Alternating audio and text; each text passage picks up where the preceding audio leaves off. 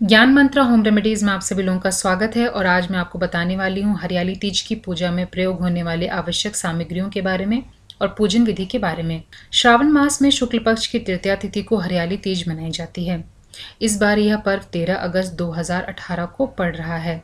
सुहागन महिलाएं हरियाली तीज का दिल से इंतजार करती हैं और इसे बहुत ही धूमधाम से मनाती हैं। इस पर्व को भगवान शिव और मां पार्वती के पुनर्मिलन के रूप में मनाया जाता है। यदि आप भी यह व्रत करने की सोच रही हैं तो आप पूजा में प्रयोग होने वाली आवश्यक सामग्रियों के बारे में जरूर जान लें।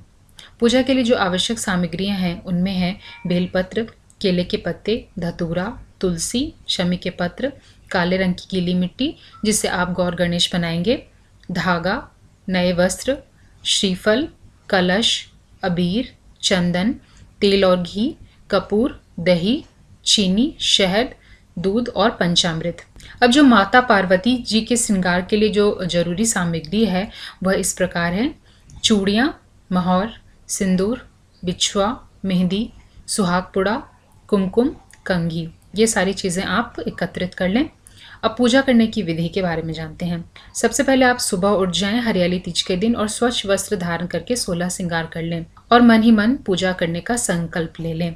16 श्रृंगार करके निर्जला व्रत आपको इस दिन रखना चाहिए। इस दिन निर्जला व्रत रखने का बहुत ही महत्व होता है।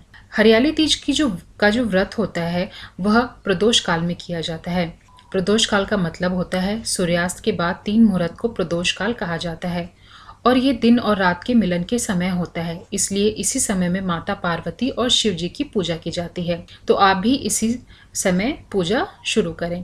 पूजा शुरू करने से पहले काली मिट्टी के प्रयोग से भगवान शिव और माँ पार्वती तथा भगवान गणेश जी की आप मूर्ति बना लें, एक प्रतिमा बना लें। फिर थाली में सुहागिन की सामग्रियों को सजाकर माता पार्वती को अर्पित करें।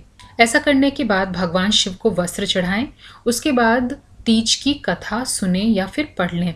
फिर गणेश जी की आरती करने के बाद शिव जी और माँ पार्वती की आरती करें। इस दिन रात भर जगराते का काफी महत्व होता है, इसलिए आप भी जगराता करें।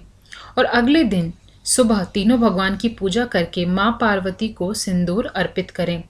फिर भगवान को खीरा और हलवा अर्पित करके खुद आप खीरा खाकर व्रत खोल लें।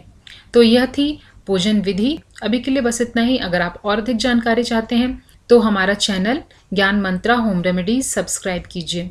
धन्यवाद।